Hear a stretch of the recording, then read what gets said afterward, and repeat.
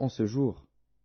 Si nous nous sommes bâtis un autel pour nous détourner de l'Éternel, si c'est pour y présenter des holocaustes et des offrandes, et si c'est pour y faire des sacrifices d'action de grâce, que l'Éternel en demande compte, c'est bien plutôt par une sorte d'inquiétude que nous avons fait cela, en pensant que vos fils diraient un jour à nos fils, « Qu'y a-t-il de commun entre vous et l'Éternel, le Dieu d'Israël ?»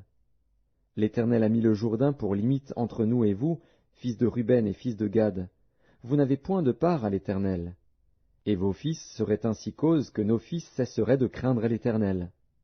C'est pourquoi nous avons dit, bâtissons-nous donc un autel, non pour des holocaustes et pour des sacrifices, mais comme un témoin entre nous et vous, entre nos descendants et les vôtres, que nous voulons servir l'Éternel devant sa face par nos holocaustes et par nos sacrifices d'expiation et d'action de grâce, afin que vos fils ne disent pas un jour à nos fils, « Vous n'avez point de part à l'Éternel. » Nous avons dit, s'ils tiennent dans l'avenir ce langage à nous ou à nos descendants, nous répondrons, « Voyez la forme de l'autel de l'Éternel, qu'ont fait nos pères, non pour des holocaustes et pour des sacrifices, mais comme témoins entre nous et vous.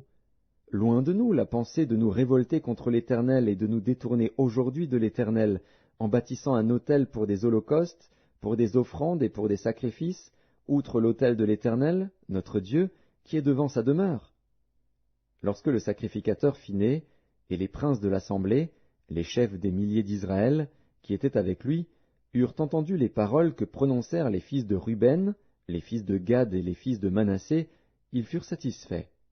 Et Phiné, fils du sacrificateur Éléazar, dit aux fils de Ruben, aux fils de Gad et aux fils de Manassé, « Nous reconnaissons maintenant que l'Éternel est au milieu de nous, puisque vous n'avez point commis cette infidélité contre l'Éternel.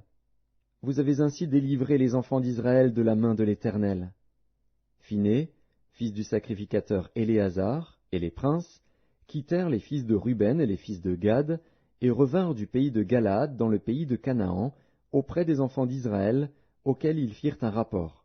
Les enfants d'Israël furent satisfaits. Ils bénirent Dieu, et ne parlèrent plus de monter en armes pour ravager le pays qu'habitaient les fils de Ruben et les fils de Gad.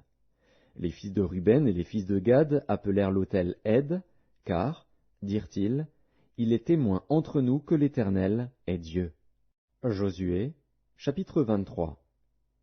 Depuis longtemps l'Éternel avait donné du repos à Israël en le délivrant de tous les ennemis qui l'entouraient. Josué était vieux, avancé en âge. Alors Josué convoqua tout Israël, ses anciens, ses chefs, ses juges et ses officiers. Il leur dit, « Je suis vieux, je suis avancé en âge. Vous avez vu tout ce que l'Éternel, votre Dieu, a fait à toutes ces nations devant vous, car c'est l'Éternel, votre Dieu, qui a combattu pour vous. Voyez, je vous ai donné en héritage par le sort, selon vos tribus